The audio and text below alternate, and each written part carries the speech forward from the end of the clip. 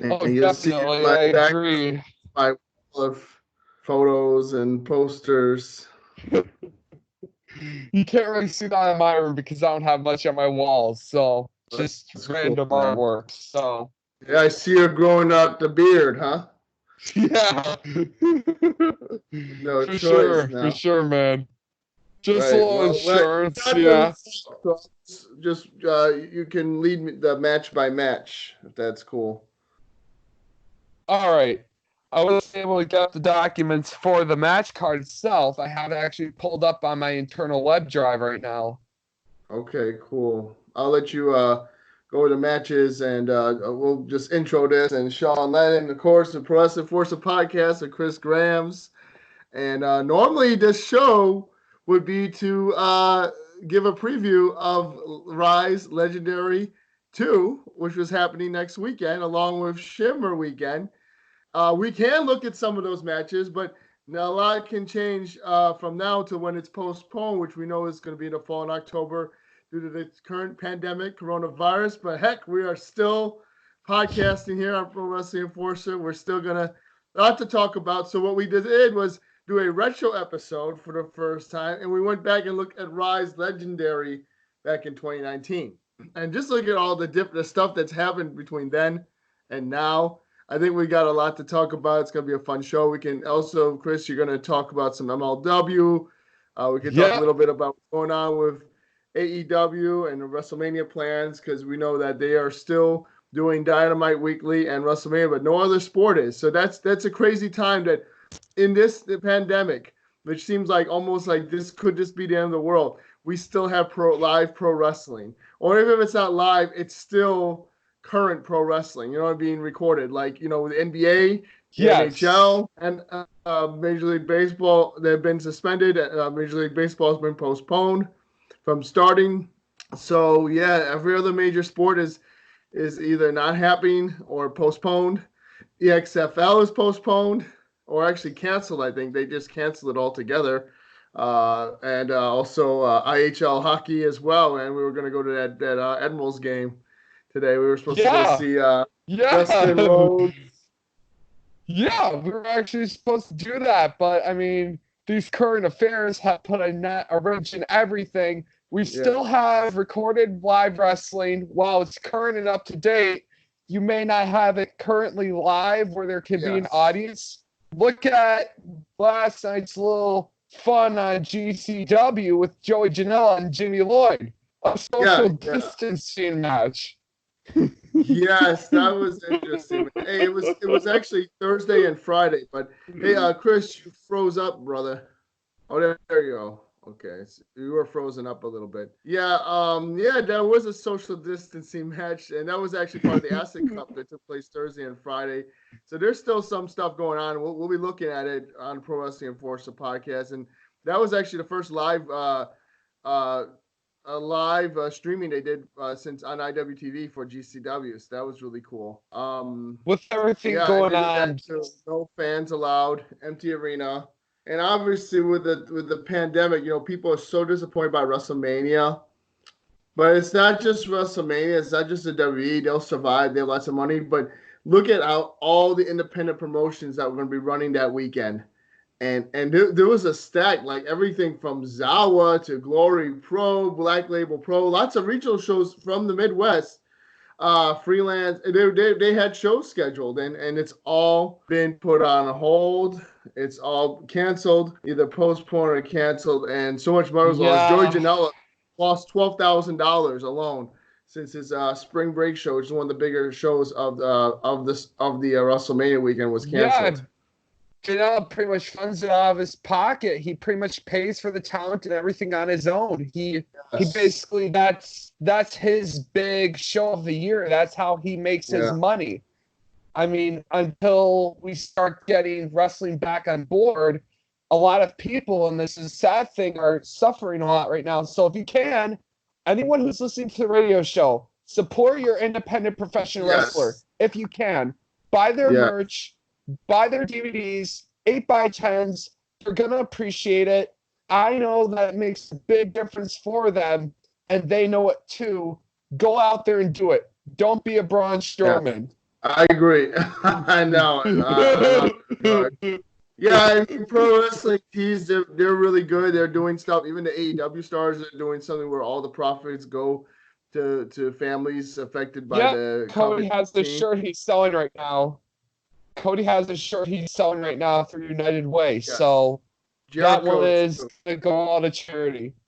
Yeah, so that's really cool, and I like to see that. But yeah, definitely independent wrestlers now, and I try to look to see if they have like any deals going on. They're just trying to get rid of some 8x10s, like $10, whatever. I'll definitely pitch in and help out because it's important to keep this going. I mean, we talked about the ramifications this has on independent wrestling, and most independent wrestlers don't have another job, and if they do, some of them are bartenders, servers, or doing something in the public, and their other job is canceled too. So that's Yeah, unfortunate. and Wrestlers that I know that I follow, the independent ones, they work in a public place. Now it's canceled. So it's not they lost two jobs. They didn't just lost their wrestling job. They lost their day job.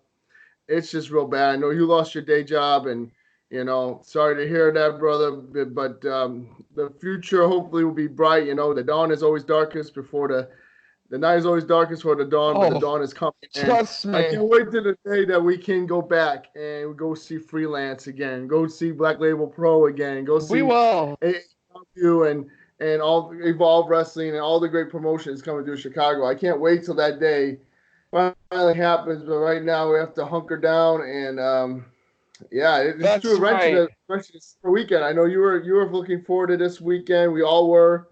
And women's That's wrestling Shimmer weekend is only twice a year, and it just happened to fall on this unfortunate time. It has to be yep. postponed.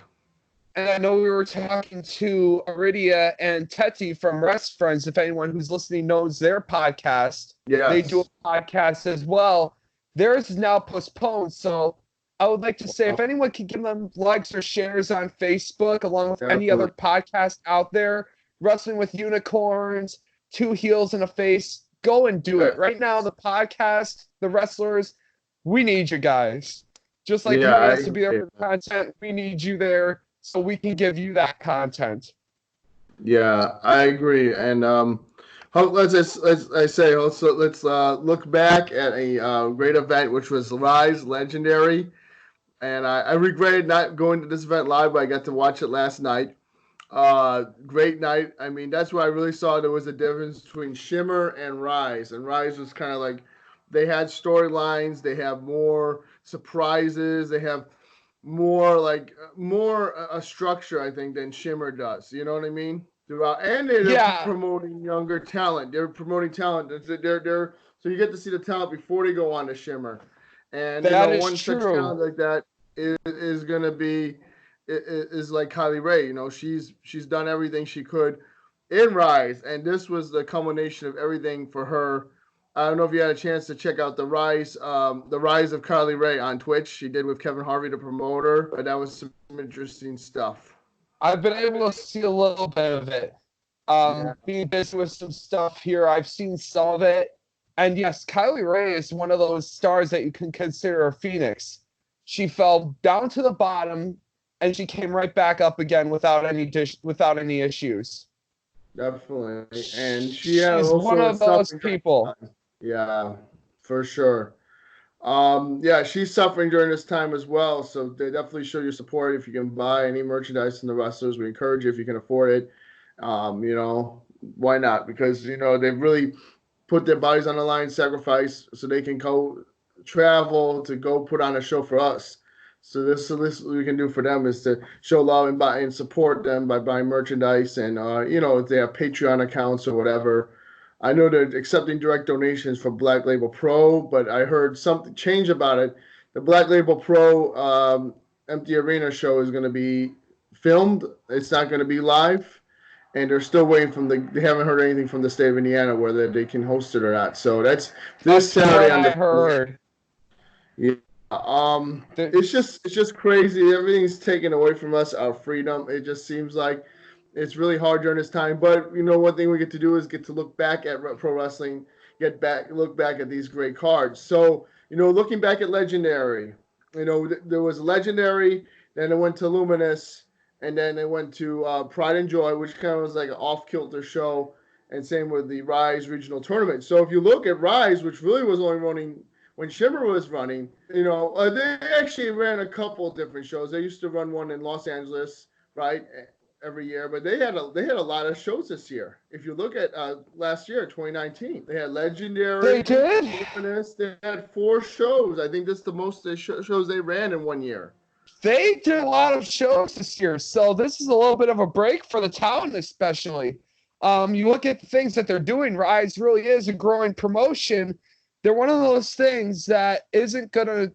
They were a growing promotion, but as we know, the sad news is that we heard on our end after the show coming up in October, RiSE will be developmental only. So it's going to go from being a sole promotion to a developmental. While Shimmer will be the promotion to be the main flag besides freelance underground. I know they're going to work with RiSE in a way for their talent requirement. So we'll see where it goes from here. There's a big card when that comes back. I know we got Pride and Joy with RiSE and freelance working together. We're going to see Kylie Ray there and Cassandra Delexaco. So we'll see a lot going on. Going forward, it should be interesting. I'm hoping that show doesn't get canceled too. I mean, there's enough time out where it shouldn't, but you never know. We don't know how this virus is gonna be, how long it's gonna take. We just know, that's estimation. So, well, we'll hope that it could be safe, and maybe they could limit the amount of fans that go to that event to like 200. You know what I mean? I heard that's the limit right now for events up here too, is gathering of 200 people. If it's over 250, 200 to 250, if it's over that, they have to postpone it or push it to a further date. So if they can keep their seating just right while making sure that there's enough audience and talent acquiesced at the show, it should still go through. I know if I can, I'm going to make it down there for it. Yeah, the last time they did Pride and Joy, if you get a chance to see that show, watch it. It actually wasn't sold out. It had probably around 200 or less people, but what was great was because they reached out to the LGBTQ community for this show, because it was LGBTQ and Pride themed.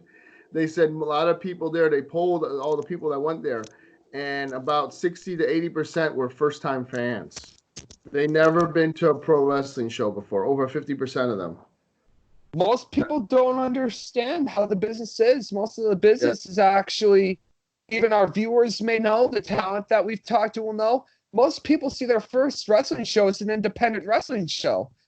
Yeah. That's an interesting fact. Yeah, it is. You're going to see one of those smaller promotions before you see a WWE promotion. And most of the regulars for RiSE and Shimmer, they were not at this show since it wasn't during our Shimmer weekend.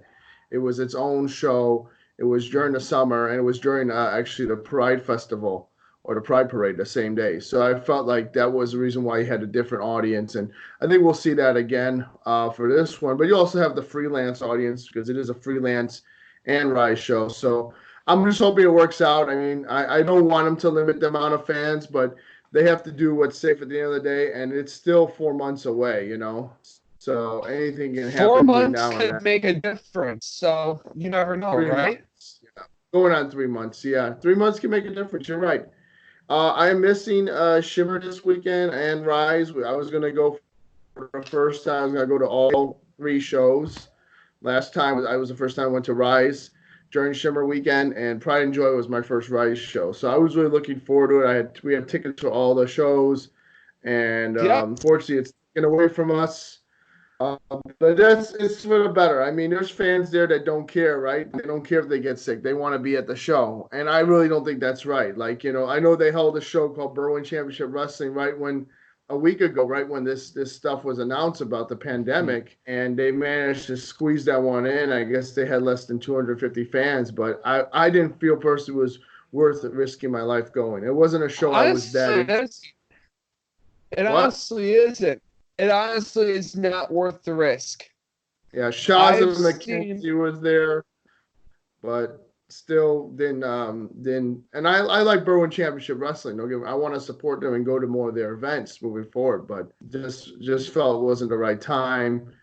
And I know the fans are disappointed with WrestleMania. A lot of stuff going on about that too. They said that the WrestleCon Hotel wasn't giving out full refunds because the WWE took forever to pull the plug on the show. So therefore, everybody canceled that 2 weeks before, and some of them were not. A lot of them were not given full refunds. They were screwed by the Marriott Hotel. Even WrestleCon got screwed, I heard. But they actually worked it out where they would get most of their money back. So that's really unfortunate, man. I mean, nobody knew Yeah, about this 4 months ago when they're making travel plans for WrestleMania. it is. The thing is, no one saw it coming this quick. The business was just starting to boom, and then this thing decided to just show up out of nowhere, Yeah. and it put a wrench in everyone's plans. I can't tell you the amount of tweets and emails that I'm seeing on my end. We'll make do with what we got, but we have a review, don't we, to do tonight, don't we? We have Yes. RiSE Let's just get right Legendary. to that. Yeah, for sure. And I got to see it for the first time, and it was one of their premier events. Loved it from the beginning to the end. And so, yeah, let's go over those matches. All right. Well, you kicked this off. Well, I mean, the first match on the card was a short one. It was basically a triple threat with that chick. I don't know what her full name is. The Honey Badger. She took on, well, of course, Thunder Kitty was in the match with her, and then all of a sudden Martina, who was on a drinking binge that whole weekend, found herself in that match. I know. By Sunday, she was dead, man. I saw her. She barely made it to the RiSE pre-show. On Sunday. Yeah, that's pretty much her So thing. yeah, it was a good match, and somehow Martina got the win, almost by fluke. I like Thunder Kitty. I think she's fun. She's really good to watch in the ring, too, as well. And I mean, I just like how every match at RiSE has is pretty good. You know what I mean? There's no really bad matches on the show. And this was an opening match. It's only going to get what you expect, but it was still a fun match and a fun card. So I really enjoyed it. Yeah, Fun match to start out the card. yeah, a match that I really enjoyed that I would say is probably the best match of the night. Probably going a little later into the show, but I'll say it. Kylie Ray versus Mercedes Martinez no rope Yes. submissions match. Yeah, that was a That great one show. That was a great match. still Yeah. sticks out because you took the ropes off the ring and then you just let them go at each other, and they told a story. They That's told a story sure, with man. everything they did. Yeah, I know. They were there. That was one of the best matches I've seen. I really feel like Kylie Ray, who's really at that point had only been wrestling for about, I would say, 2 years. So that was 2 years in, and she had a match against the great veterans. I feel like that's like finishing school for Kylie Ray. I mean, it was just a great match, very physical. A lot of great submissions worked by Martina and Martinez, man. And, seeing her, what she's done for RiSE, she's put that motion on her back, and she's really developed a lot of talent in the seminar, showed that she cares for tomorrow. And she knows she wasn't going to be around forever, right? I think Yes, the writing was on the wall that she was going to go on to bigger and better things, and so seeing that happen was awesome. And that is for great sure. show. Yeah, I'd say like that match ranks on like my almost the top 10 women's matches I've ever seen. Definitely, I don't know where I would rank it like specifically, but probably top 10 of all the women's matches I've seen so far. And there's still a lot of women's matches I haven't seen. There's so many great wrestling right there. But when you look at that match, man, I put it up there for. I mean, it's not just women's wrestling, just wrestling all together. But I just think it's a fantastic match. And again, seeing that Kylie Ray really stepped up, took on all comers, and then this was like finishing school for her, going against Mercedes Martinez, one on one. I Pretty thought it was much the great. It was such a great match. Yeah, fantastic. Especially very, very genius to have no ropes in the ring, and seeing that them being able to just create that a great story in that matchup as well. You know? Cash and submissions wrestling at its finest. They pulled every Yes. hold out of the book they could, and they didn't have to use ropes to do it. I know. If I And could rate it as a 5 out of 10, I'd say it was 9. yes, yeah, I think it was probably one of the better matches they've ever had in RiSE. But there's still a lot of matches that I haven't seen personally that they've done because there was a crazy match between Shotzi Blackheart at RiSE 3 uh and Dust, which was like a crazy hardcore match. You know what I mean? The dog collar match. Yeah, the When you dog want to collar. finish, yep. When you want to finish a rivalry, go straight for the dog collar match. And that was Definitely. at RiSE 3 Medic. I remember the Yes, show RiSE name, and I remember which one it was. But that match, you know how long it was? That 34 match, minutes and 26 seconds, I believe. yeah, man, that was a long match. And then women, when they were only given like 5 minutes if they're lucky on the WB TV, it's just great to see that, see them get that much time These two, to perform. Dust and Shotzi, basically did a great Valentine and Roddy Piper situation. They pulled all the rules out and they told a rivalry with a dog collar match. Mm-hmm. Still one of my favorite matches next to Kylie Ray and Mercedes Martinez till this day. And after the match, we saw obviously some shenanigans with Miranda Alize came in. We thought it was to congratulate Kylie, but really she took out Kylie with her move with the Bulldog. Kylie's left in the ring, and Zoe Lucas, and that's why we have to go back and paint the picture what happened. Zoe Lucas wins the Battle Royal for the Rise of the Contender Battle Royal match. Yep. And she was the last one standing. The contender. Yes, and that was a long match too. That was almost an hour-long match. It was almost not quite as long as a Royal Rumble, but getting there almost. And there was a lot of competitors in that match, some that I wasn't familiar with before. So Zoe has been doing a lot, right? She was Revolution Pro champion. She had just come off, I believe, her tour of Japan. And she's done another tour in Japan recently this year, but she was in Stardom. So, and then I know she was the Revolution Pro champion. So this was a huge coming out party for her. But obviously, seeing her get it that way, threw a lot of people off because, that tasted them out because she came in there and took advantage of Kylie Ray, Chicago's hero and sweetheart, after she was betrayed by her friend, and then took her out and beat her for the belt. You know what I mean? She hit her with that kick, and that was it. And then we got to see what happened because they were holding her, and they wanted to even make it more of an example of her. And then the AEW women came out. I believe it was Britt Baker, Nyla Rose, and Brandy Rhodes, which was a shocker. No one expected them to be there. Britt Baker people expected, but I think Nyla Rose and Brandy Rhodes, no one expected them to be there at all.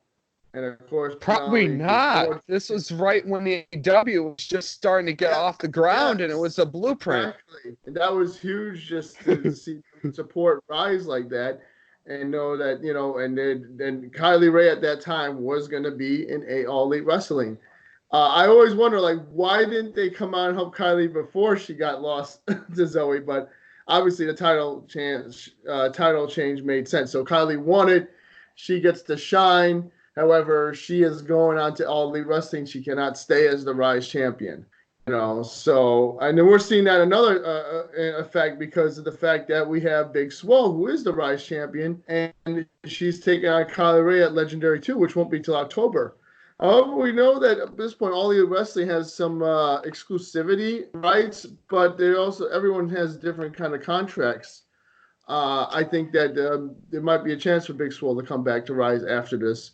But you never know. You know what I'm saying? It seems like because Chris Statlander won the AEW title, no one expected that. Wow, she's with AEW. She's showing up at AEW every week, a Chicago promotion. But so everybody's situation and contract are different. But for Kylie, I think they did not want to keep her as the RiSE title just in case because so much time's going to pass till RiSE comes back. and they don't want to keep the belt on her in case she's not available that weekend. You know what I mean? It makes sense. So That does make total sense. And from what I've heard in the rumor mill, is she's been showing up at Impact tapings a lot more lately in the back, and she's been shown on Impact tapings as of recently. I can't get any more details than that, but there's information there.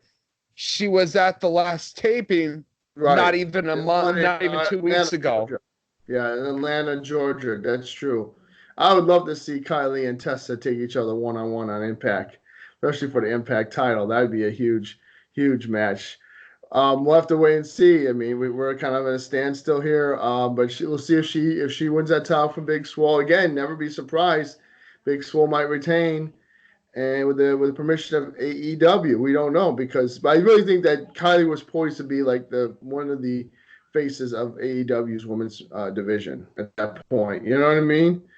And I would have liked to want if she would have stayed with the company, would she have been the first AEW women's champion? We've only had two. Good question. So yeah, moving forward, man. When that happened, we saw Nyla Rose and Kylie Ray kind of get into a scuffle even after that, and then then we saw Penelope Ford come in along with Allie, and they kind of separated them, and the show had a great ending, man. Nobody expected Brandy Rhodes to be there, that's for sure. That's the one shocker. Nobody did at all, but it seems like the Rhodes family has a special bond with Chicago for sure. They definitely treat Chicago like it's important. Yeah, that's for sure. And Nyla Rose as well. And I now that we see where RiSE is getting to be more LGBTQ friendly, we could have seen Nyla Rose. It'd have been a year or two ago join RiSE, but maybe Nyla wasn't as known then, and maybe it wasn't in the works. But Nyla Rose could be a part of the new RiSE. She could, and you know what? What was that? Well, moving forward, man, let's go over a couple other matches on the card, and so we'll just work our way back, kind of. And I didn't see this match. Alicia Edwards defeated Belle Pierce. That must have been like a pre-show or a dark match because I didn't see that one at all. Did you? It was a pre-show. I didn't even see that one either. It was definitely a pre-show match. Okay. Well, that was one. Then we get to the Guardian of the RiSE, the Rosemary Rules match. Killer Death Machines defeated Paradise Lost, Dust, and Raven's Ash with Rosemary. And I love the KDM Killer Death Machines. I love them. They're awesome. It was great to see them as the champions. And then, kind of seeing a chick in the armor of Paradise Lost losing those tag team titles. Because after this match, they lost the rematch, I believe, against, or it was like the Kill Death Machines versus All of Paradise Lost, and I think KDM won that match. And then, I think they won that match at the Midwest Regional Tournament one. The Rising Stars Midwest Regional Tournament. I think KDM won that one. And then finally, that was it. Dust left Paradise Lost because they lost to Holly Cromwell and Elena Black, which please, because they also had Su Yung on their side. So I think Su Yung and Shotzi Blackheart beat Rosemary. They helped vanquish Paradise Lost. But what did you think of the storyline? I mean, that's pretty much the biggest storyline that was in this promotion was Paradise Lost and their dominance of RiSE for the past 2 years with Rosemary.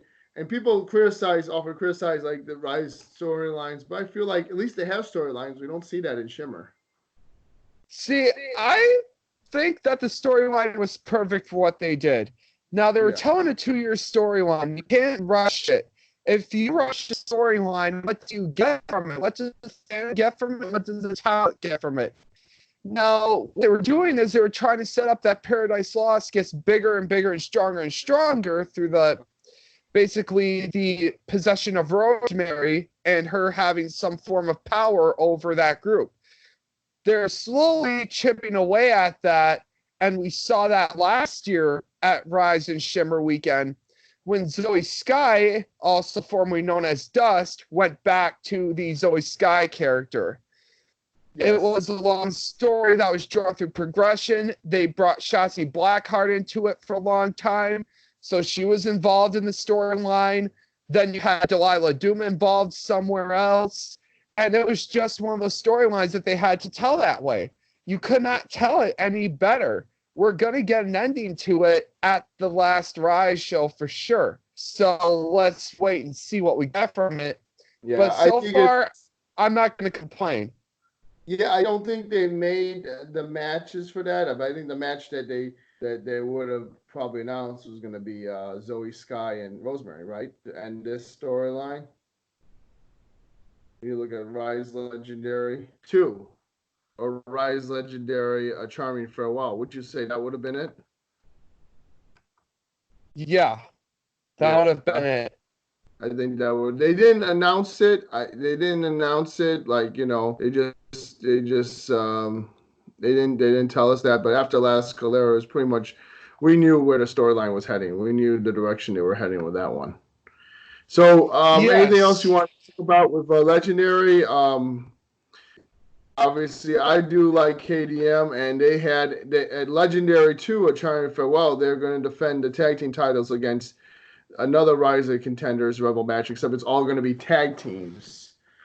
So I guess you eliminate one, both members are out, and the winning team will take on KDM to determine who finishes as the RiSE Phoenix, the Guardian of the RiSE Tag Team Champions. You know, and at RiSE A Charming Farewell.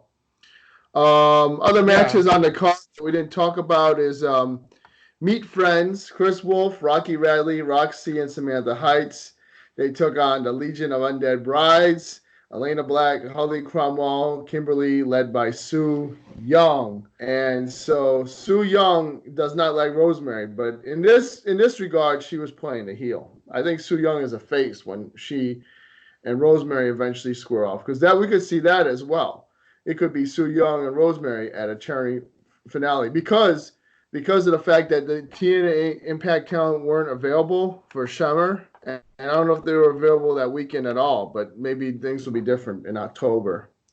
So I don't think Rosemary had a match planned for a charming finale. Did you? It doesn't look like it. I mean, if she does, my best bet that she has a match is she's gonna challenge Zoe Sky, and Zoe Sky is gonna agree to that challenge, and those two will go to war.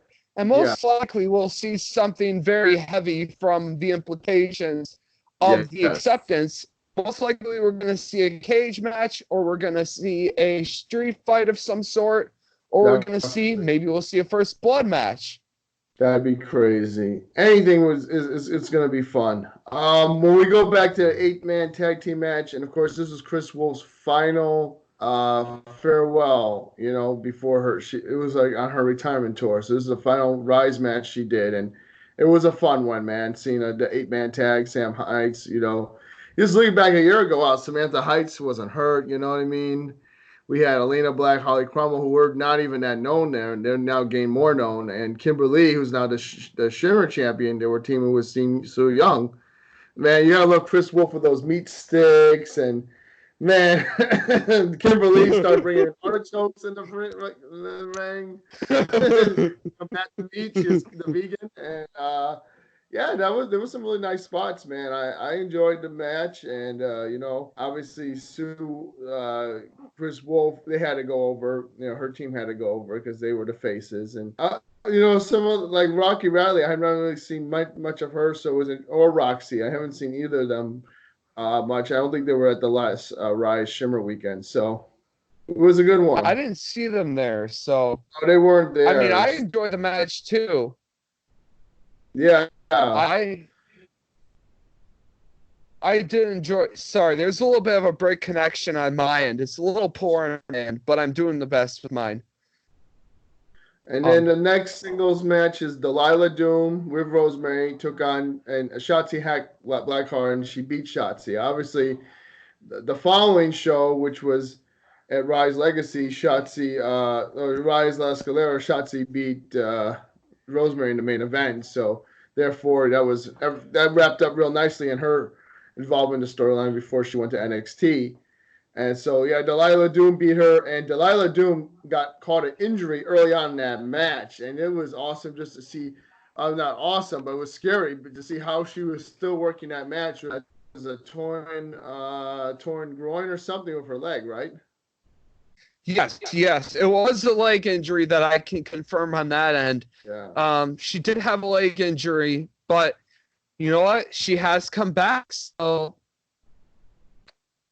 it was a long road for her, a long recovery, but I agree. Seeing Delilah Doom and Shotzi Blackheart, I personally enjoyed the match. It was solid. It was some solid ring work on both ends, and having Rosemary in her corner had a little bit of a psychological edge to it.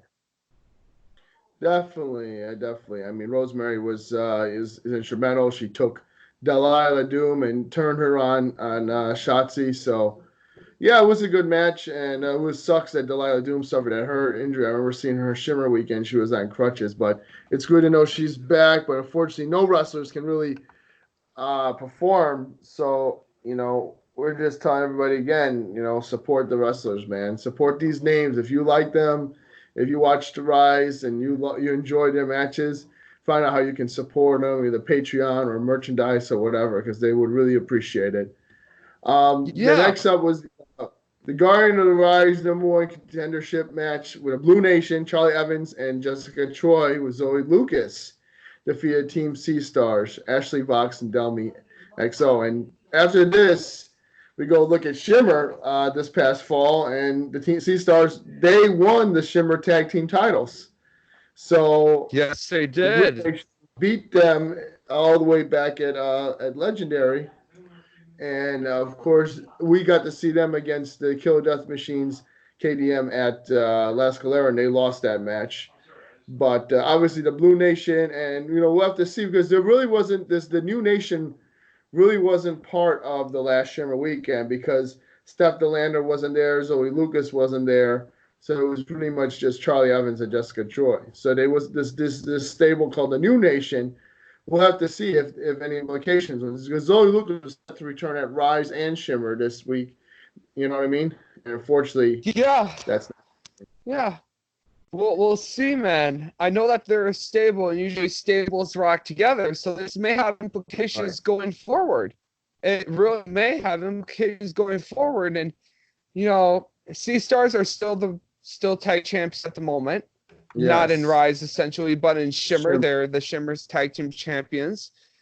So we may see it pour over to Shimmer. Who knows? It could pour over to Freelance, how Freelance is working with RiSE. Really. Potentially that there's the olive branch there, so we could see that. Also, another thing to is but the Sea Stars are and Hyann. They're in a stable called the Renaissance in Beyond Wrestling, I believe, and I believe it's in Beyond Wrestling, which is a northeastern promotion. So we'll see if that Yes. ever forms. They are a heel faction too, as well, Yes, they and are. just immediately you have the Shimmer Tag Team Champions and the Shimmer or the interim heritage champion in Hyann on the heritage. I always get that mixed up. The interim Heart of Shimmer champion. Heritage is the AEW mid card title. So you see that together, and they could definitely wreak havoc together if they were to form up. We also know that Samantha Heights will hopefully be ready to go in October, so we can finally see the interim champion and the original Heart of Shimmer champion, right? Unify the belts with Hyann and Samantha Heights, and that would be a great main event too if they decide to go that route. It's good story. I mean, all intents and purposes, Hyan is a great interim Heart of Shimmer champion, but that Right. belt does belong to Samantha Heights. She'll It get it is. back. I believe so too. I believe Samantha Heights beats Hyann. And then looking forward to like RiSE. So at the next RiSE, I just was thinking, how Soraya Knight wasn't going to be able to make it, right? Because of the current COVID COVID-19. Well, at least we have a chance to have Soraya Knight in October come back because we want to see her and Daddy fight, Mom and Daddy, and her have a match. So we need to see Right. that happen. So I think Me if I too. postpone it, we could see some some better stuff, a better card, and you know what I mean. We could see the Samantha Heights high end match. We could see, these matches that were kind of falling apart come back. You know what I mean? And we could We still could, and see it may Kylie be Ray it may and be a Well, solid card. yeah, Priscilla Kelly and Devin Monroe were supposed to take each other on. Yeah, I think that you have a chance to make it work a lot better than it might have been, and I think it's going to still be a great show. Wouldn't you say? It will. Yeah, I I think still so. think. I'm waiting till October. My fingers are crossed that by October we won't have to be stuck in our houses anymore. No, no, I don't want that to happen, man. I No, do. me Nobody wants neither. that to happen. Yeah, man. So yeah, if anything else you want to talk about, let me know, man. Because Oh to yeah, wrap things up, let's do Legendary some 2020. MLW tonight. Well, I didn't get to see the whole show yet, but you can tell us about it, man. I'm cool with that. I can tell everyone about it if they've seen it. It Yeah. was episode 102. So in this episode, we had seen a big 8-man tag team match. So it Hmm. was Team Filthy, which would have been Tyler, it would have been Dominic Guarini, Eric Yes. Stevens, and Kid Osborne versus Team Von Erich, which Right. would have been Davey Boy Jr. It would have been Killer Cross, who's a new signee of the WWE Regimental program, Yes. and it would have been Ross and Marshall Von Erich. Right. That match was a scramble case from the beginning. It was just a fight. It was a dog fight. These guys have a lot of blood that they want to spill on each other. Yeah. And there was a fight even after the match. It still took the referees to take control of everything going on. We still have the antics of Richard Holiday and the Dynasty minus MJF and their war with the Southern Psychopath Mance Warner still in play. Now, he had a mystery opponent for him, and I won't say much if you haven't seen that yet, but he had a mystery opponent who is very, very familiar to Philadelphia and Extreme Championship and formerly Extreme Awesome. Championship Wrestling. I'm gonna check out the last episodes. So I'm gonna check out the Killer Tom Ross one, and I'm gonna check out that one. I'm not going to say much more than that, but they're building on a huge rivalry with Team Filthy and the Von Erichs. So you've got a traditional generational family going against a former UFC MMA competitor and his group of trainees he's got under his wing. It's pretty much going to the limit of war. Now, Jacob Fatu still has the world title. He's taken on so many people. His last opponent was Sema of Strong Hearts. And I would not be surprised if Mance Warner puts the bullseye on Jacob Fatu and says, I want that belt. Nice. That'd be awesome, man. I haven't seen Fatu in a while. He hasn't showed up to AEW since he canceled on AEW. Pretty much like hours before. Josh Alexander called him out on that. He's like, yeah, you know what? His bags were packed, but he looked at his mirror and said, I can't beat him. I think what happened was, I can't beat Josh Alexander. I can't do this. I can't do this. I think what it was the fact he's so loyal to MLW. I mean, when you look at the wrestling business today, it looks very similar to in the 90s. You have AEW, which is filling the gap of WCW, but they've got much more mimics with women's wrestling involved. Right. WWE still doing the same thing they've always done.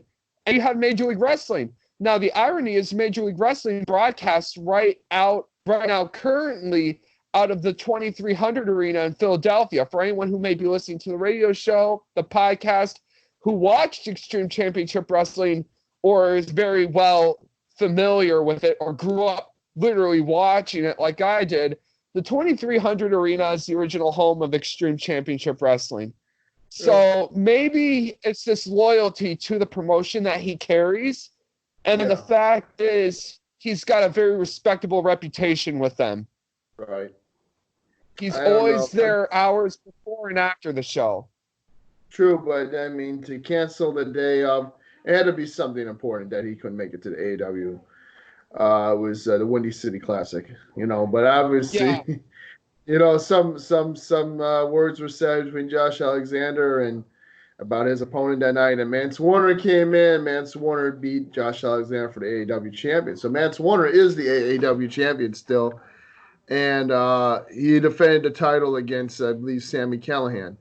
It was like it wasn't even an announced match. You know what I mean? They just happened to have a match. And then he's supposed to take on Fred Yehai, but unfortunately, the next pay-per-view, the next show, which is Epic, is postponed. Yeah, AEW until further notice. Or cancel the show. So there's a lot to talk about. Notice. Oh, there's so much to talk about. We got so much to talk about. Yeah. I'm actually next week going to check out Shimmer 1 and Shimmer 50. And you're welcome to join me and talk about that as well. I have the DVDs, so I'm going to check out those shows and see just like the difference from like the first Shimmer event. And many people, what the event that many people are calling the best Shimmer is Shimmer 50. They said that's the best volume. So I'm going to check out the very first volume and then look at Shimmer 50. And then hopefully we can talk about that on the show. It was Hamada versus Hamada took on not her name's not Asuka, but her name used to be her name was in Shimmer. I forget. I draw a blank. It was Kana she used. Yes, it was Kana she used when she was working in Japan and in Shimmer. That was basically her at her best, in my opinion. Absolutely. And then we go back and I want to tell everybody, if you haven't yet, check out my interview with Laney Luck, which we were fortunate to get before the whole virus happened in studio. It's on Facebook now. We're going to put it on YouTube, on Apple Podcasts. And one interesting note is because Laney Luck was supposed to be in a car crash 6-person match at Legendary too. And she was supposed to take on Kyokyo, the Fallen Flower, Hyan, Queen Aminata, Candy Lee, and Pero. So that was going to be a hell of a match. And I don't even know if anything was on the line, like a title shot. It was a It's a car crash match is what it sounds like. It's going to be a car crash for sure. And you're right. It was the Demon Assassin Rosemary versus Zoe Sky. They did announce that match. And then they also had announced Raven's Ash, which is now Mel in AEW, taking on the Bloody Undead Bride, Su Yung. So that was the other matches we had to look forward to at Legendary too. Along with Priscilla Kelly versus Devin Monroe. And also Zoe Lucas was supposed to take on Miranda Alize on that card. So. Yeah, but maybe it sounds like a really good card. I was excited for it. I had this thing bookmarked for 6 months ahead of time, but you know what? October may bring some more surprises if they put their cards right and book it really good. Absolutely. For everyone. And like I said, after Soraya Knight was not available, he wanted to take on the face of RiSE. So I don't know who that was he was supposed to take on, but that's what he had said he wanted to take on, the face of RiSE. I don't know if he was going after the champion in the main event or what. He is very unpredictable, but hopefully we'll get through that match. And Soraya, if everything's okay, they'll be able to bring Soraya back. Because that'd be awesome as well. I hope so. Man, but I think that's all. How about you? What's up, dude? That's all I got. But I want to say a little something for everyone. Just a little something we all need to hear. Times are tough right now, but we're a wrestling community. To anyone who's listening, we'll make it. We're some of the best, most dedicated fans in the world, and we're stronger than a little flu bug. We got this. We've got this. We're going to come back. The community's going to build up much bigger, and when wrestling does come back, it's going to be the boom period is what's going to happen. you thought you saw the boom period in 2019 for months of no wrestling. It's going to blow up big time. Yeah, get ready, Kris. We got a lot of cities we're gonna go to. They cover this sport, man. We're gonna start traveling together. And shout out to John Moxley for what you told me, man. He's been helping out independent wrestlers. He's been taking money out of his finances to support pro wrestlers who are in need now because they don't have work. A lot of them, this is their day job, not job, but this is their only job. So, a big shout out to Moxley. Yeah, I think we should put a little light on that whole tweet and see what our listeners think. Now, I don't have the full tweet in context, but I've got enough information on it. It came across that there was a tweet where Braun Strowman, the person in question, I'm not going to say more than that, had said that independent wrestlers shouldn't be broke and they should just do what I did. While you see a guy like him who's living comfortably, most independent wrestlers don't have that opportunity. And there's a guy like John Moxley who you look at it, he came a long way from where he first started, and he's built such a reputation on his name in the past years alone, and he's willing to do what he's doing. That sets an example for the wrestling community. You should always follow that. Definitely. And I mean, you know what? Braun Strowman might have said that too, but the thing is, you know, he cares about fellow people because he just tweeted out about how can I help someone that's trying to raise money for Special Olympics. That is true. It's a really confusing story, and I think we just look at it from the point of view of maybe it was stress, maybe it's what's going on in the world. There's a lot of stress on everyone right now. Right. Things could be taken out of context now, and I think we all just need to work together. True. He's actually going through airports and stuff still, so that's and seeing people cough, it just kind of puts you in a bad, you know, temperament. But you know what? Independent wrestling is awesome. Like, we need to support them, and I really hope they do. They still do their collective. I actually think about going to Tampa Bay, you know, booking our flight if they would have a date for that. And you know, I think I'm going to go too. For all those shows. Yeah, I'm going to go too. I mean, especially now we know ahead of time, and if they're able to give us a date, we can book and go. And, well, I have a friend going to the collective. Be at Columbus. I have a friend who is going. Nice. Yeah. I had a friend who was going to the collective, and he's a fellow podcaster and journalist. Nice. So we could maybe, Impact Wrestling is supposed to be. We'll see. So it's going to be one of those years where we just have to keep our fingers crossed and not really make assumptions right now, and just see how everything goes. Everything's a scramble right now. I mean, I've never seen Mania hit up a performance center for 2 nights. Yeah, two nights at a performance center, no audience. Watch it.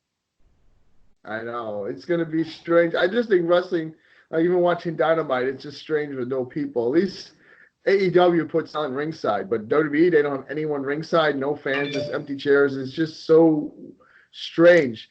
And another thing to note is there was a women's match going on SmackDown, right? The first SmackDown they aired. When they went to commercial break, the women stopped wrestling because there's no live audience. They literally stopped wrestling and then reset right before the commercial break. I'm not joking. There's a video of it taken. I'm going to take a look at that. They just okay, stop, commercial break, and they stop for like a minute to get their breath, and then they reset after that. Oh my god, dude! That's how bizarre it is. It's bizarre already how it is. It's just like the virus is making it more bizarre, you know. I know. By the time it's the only thing live that's happening. Like, I know people that don't even like wrestling. They're like, I want to watch it now because there's nothing else. There's nothing else. It may build up the audience in the community even bigger, though. You never know. Yeah. We'll see. I mean, we'll see. I know a lot of people that don't really care about it, even though they have nothing else to watch. And then I know people that do, and they want to check it out. And I mean, it is what it is. I think they're still trying to provide entertainment. Even WWE, they're a money grubbing evil empire, but they're still doing this partly for the fans. You know what I mean? Gotta believe that. They even Partly made for the those money, I hope that they're too. doing it for half the fans. Yeah. They also said, I have a shirt that says, I wasn't there either. I saw that. I wasn't there Crazy. 2 They nights. made a shirt and they expected to sell. I think they should give that shirt to anybody that bought a ticket to WrestleMania for free. I would think so too. Just send it off free of charge, because think about it. They can't really get a refund on their Mania tickets now. Right. They can't really go and be there live because of what's going on. For Mania. I'm pretty sure a refund, yeah. I would hope so, because there's a whole mess in Florida, and no one can be at live shows yet, and they got that whole performance center for that and everything else. I heard rumors they're going to tape 2 SmackDowns, 2 Raws each night on a Monday, and I believe it's Tuesday or Thursday. They're going to tape 2 episodes ahead of time, and they're going to basically air them. They're not going to be live until things over. They said WrestleMania also is going to be taped too. That's what I heard. A lot of companies are taking the tape route. MLW, they always tape 4 shows ahead of time. So they do a 4 or 5 hour live show, and then they put it out for a month to a month and a week. Well, Impact Wrestling, I don't know when their next tapings are scheduled, but I know they were supposed to be in Columbus at the end of April. But I haven't said anything about postponing their upcoming events. But I'm sure that they'll have to. I think they're still going to go forward. If they get the green light, they'll go forward. But I know if they don't, they're going to postpone. When you look at their team of guys that they've got on their creative board, they've got Scott D'Amore, they've got Don Callis, they have Tommy Dreamer. Those guys kind of know what to do and what not to do. I'm sure they'll make the right decision when the time comes for it. Yes. They always do. Encourage anyone that's running promotion, please don't run your show. Even if you want to be guerrilla and make it only for the local people or people that know you or hardcore, don't run it. It's not worth it. Don't bring people together in a public setting until this thing is passed. And that's all I'm asking. And that's all I got to say, man. I mean, I would agree with you on that. Let's just all try and stay safe. We'll wash our hands as much as we can, not be in public too much. Yes. Enjoy our wrestling from the comfort of our home until we can be there live at events and support those wrestlers. This is definitely a very poignant episode that we have to do. It's very somber, but we got to get out there and let people know. The current events have caused a lot of podcasts to postpone their shows. I'm not sure exactly what's going to happen going forward, but I know that we'll still be one of the podcasts running because this is our livelihood. This is what we do. We do retro shows. We'll just go look back at retro, if nothing else. I was thinking next week, I want to let the fans know for next week's episode, then, for who's listening. Next week, I would like to cover one show that we can do that we both agree on.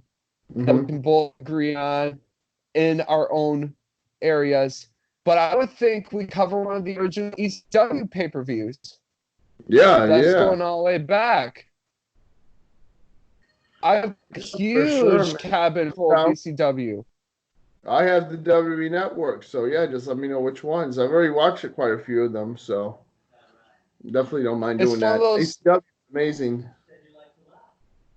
Yeah, it's one of those promotions most people don't review, but there's a whole collection there. Definitely want to get my hands into that collection, and let's get our hands into that collection for the fans. What if we do a poll and we do a vote?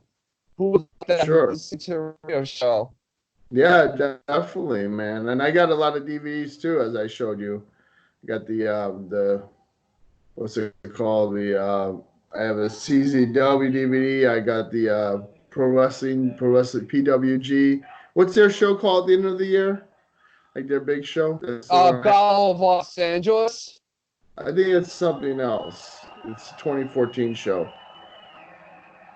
I believe I every know year their big show has been Battle of Los Angeles, but we'll okay. get some fast checking on that to be sure. Yeah. But yeah, definitely we'll be looking into more and more events and stuff. And like I said, I'm definitely going to be just let me know what ECW pay per view, and I'll be happy to look at it, and we'll recap it too. Well, let's not spoil it for the fans yet, but I have the perfect one we can cover. And Sounds it's one good. of a very, very legendary match, and I'll just say the match right away, but I won't say anything else. It was in 1995, Terry Funk versus Sabu. It was a grudge rivalry, and it was a grudge match, one of their last. It was a barbed wire, no ropes death match. Nice. So I'll give that away, but I won't say anything else. I got you, brother. Well, take it easy, man. I wish you the best, Kris, till we see each other next Sunday. Man. Follow Pro Wrestling Forza on Facebook, Instagram, Twitter, and check out my interview of Lane Luck. It's on the Facebook page, so like the Pro Wrestling Forza podcast Facebook page as well. We're going to keep on going as long as we can, and stay healthy out there. Please stay healthy, and we'll see you back here another week. We'll see you back as well. Take care, guys. Have a nice day. Take care, brother. You as well, man. You as well. Always a pleasure, bro. Bye. Always. Always.